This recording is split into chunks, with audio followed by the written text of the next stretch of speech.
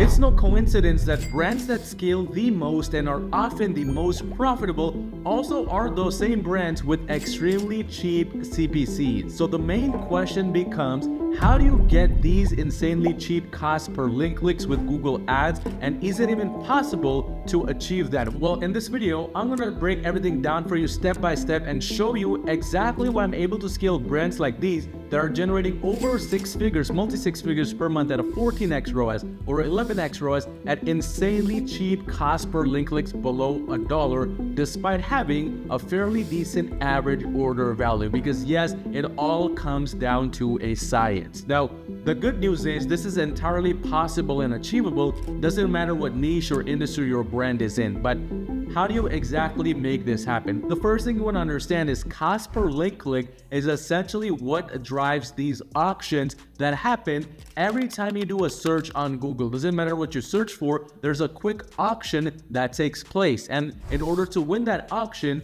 your cost per link clicks need to be competitive enough. Essentially, it needs to be within a bracket of what Google deems allowable in order to even enter the auction and then eventually win. And essentially, to get inside this auction and to win this auction so your brand ranks number 1, number 2, number 3, is to basically get a few things right. Number 1, it's the image, the product image when it comes to shopping. Number 2, it's the product titles. Number 3, it's the quality of your ad accounts. Number 4, it's the age. How old is your ad account? And number 5, the overall competition within your niche. All these things influence how high your CPC is going to be, but because these are all intertwined with each other, it doesn't mean that if your brand is in a very competitive niche that automatically you're gonna have very high CPCs. In fact, if you look right here, some of our best performing brands are my agency have some of the lowest cost per link clicks, whereas they have very high average order values. On the other hand, those brands with fairly high average CPCs, they're not as profitable. Some of them are good because of the strategies we implement, but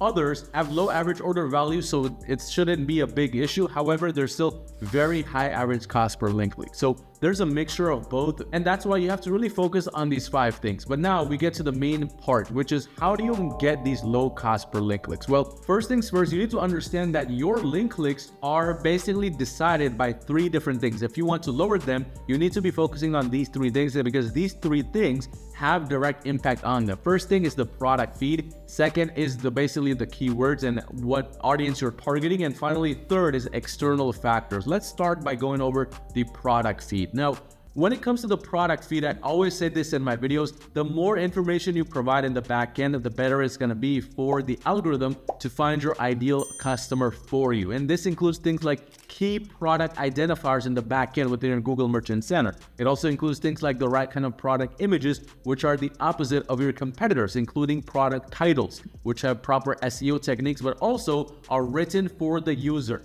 And this brings us to things like descriptions and the Google Merchant Center programs. But all these things we do is because we want to maintain your brand's approach in a way where you're attracting clicks.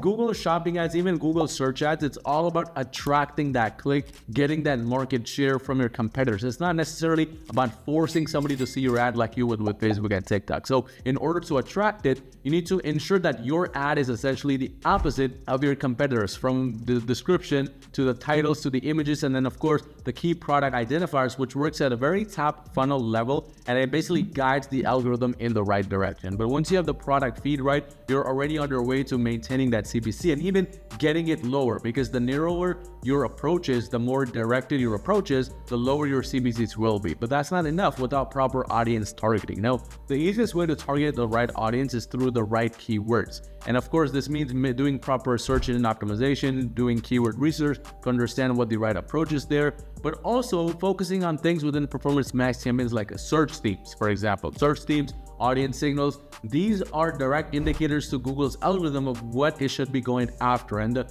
more narrower you are in this situation, the closer you get to the perfect audience, the better your CPCs will be, because you are taking the guesswork out of the algorithm, and now it can basically listen to your inputs to go after the perfect customer, and that includes the audience signals. But the third most commonly missed section, which every brand should be focused on, is also the content exclusion section. I've already made videos on this, which you can check out on my channel. When basically excluding any type of bad content, what happens is this now makes it so the algorithm does not show your ad on these placements, which are generally proven to not be highly converting. And that means you're going to end up saving a lot more money. You're going to be basically lowering your CPCs because it's more quality audience that you're attracting. But none of these things matter without the external factors, which of course are going to take an impact on your CPCs at the end of the day. So you could be doing all these things, but even then you might have a CPC which is a little bit higher than average. But always keep in mind, as long as you're profitable, that's all that matters. So although here the CPC is $3,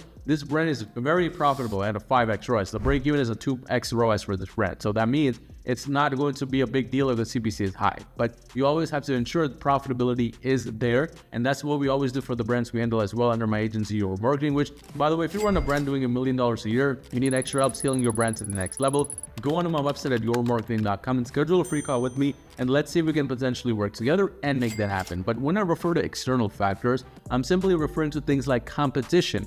How much external competition is there within your niche, which can cause your CPCs to essentially go up. If it's very competitive, if it has some of the biggest brands in the world, you can expect the CPCs generally to be higher. However, doing all the first two things I mentioned within the first two categories can significantly lower it. But in addition, the third most commonly attributing factor to average CPCs with Google is actually the search volume.